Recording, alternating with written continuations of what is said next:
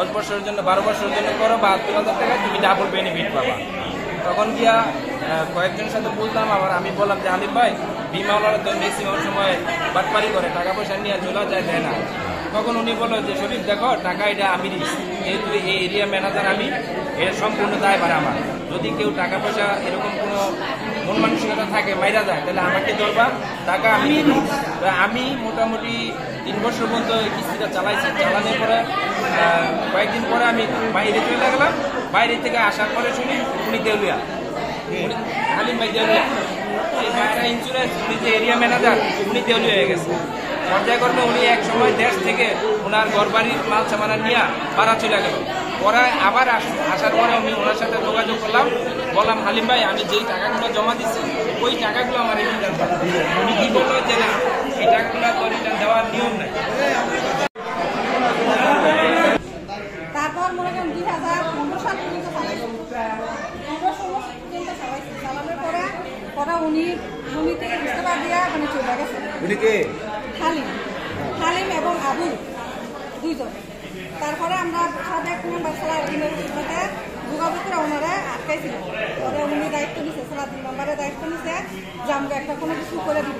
পরে আমরা আর কোনো কিছু আমাকে কোনো কিছু আর জানানো টাকাটা আমার কিস্তি করে নিচ্ছে, 300 টাকা করে মাসে নিচ্ছে। আমি করেছি 2011 সালে। 2015-16 সময় এখন আপনারা কি যাচ্ছেন? এখন আমরা চাইছি আমরা টাকা ফেরত। হালিম মানে আমরা হালিমের সাথে কথাই বলতে পারি, মানে দেখাই পাই। যে কেন্দ্রীয় কার্যালয়ের নাম লেখা আছে ওইখানে কখনো দিন আপনারা গেছেন? আমরা গেছি তো, মানে এই যে কেন্দ্রীয়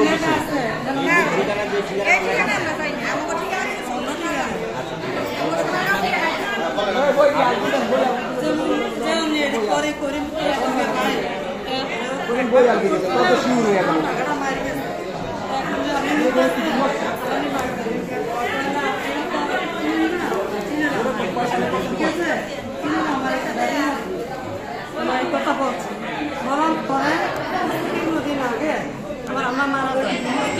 কয়েকটা লেখা আছে, মারা যাওয়ার পরে একটা হইচই লাগলো।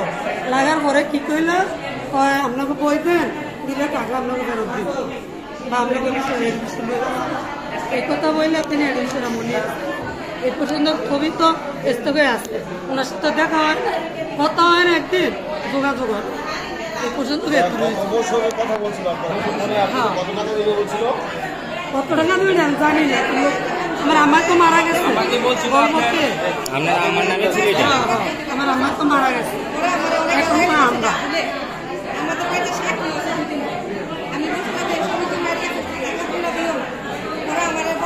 আচ্ছা আপনি এই বিষয়টি আমি 2010 সালে একটা বিমা করি।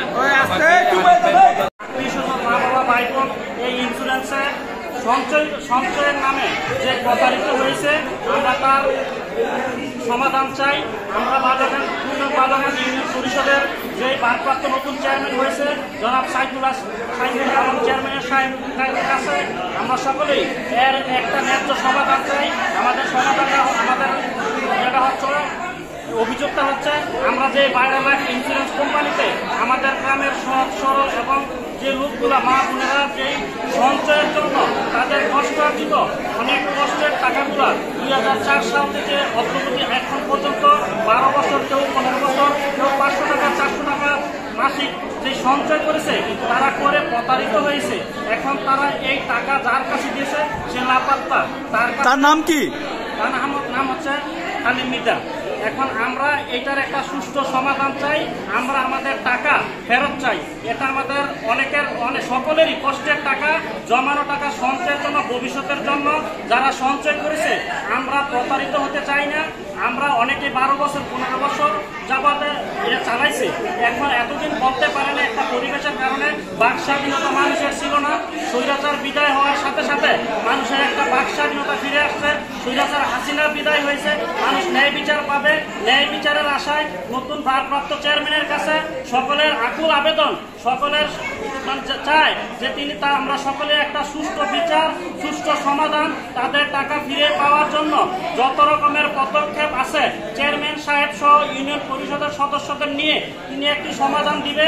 তার পাশে এই সমাধানের জন্য যত কিছু লাগে আমরা গ্রাহক প্লাস আমজনতা 2 নং বালুকান্দি ইউনিয়ন পরিষদের যত লোক আছে আমরা তার পাশে থাকবো।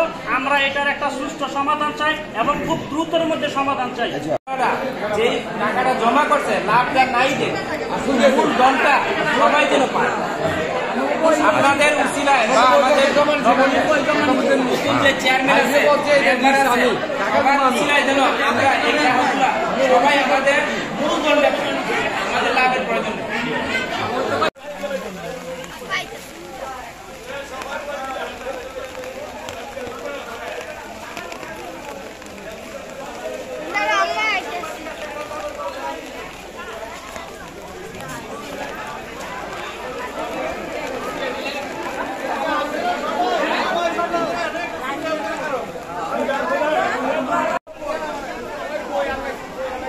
পিছনে যারা আছেন হেরা আলগান একটু হাত দিয়া। আচ্ছা।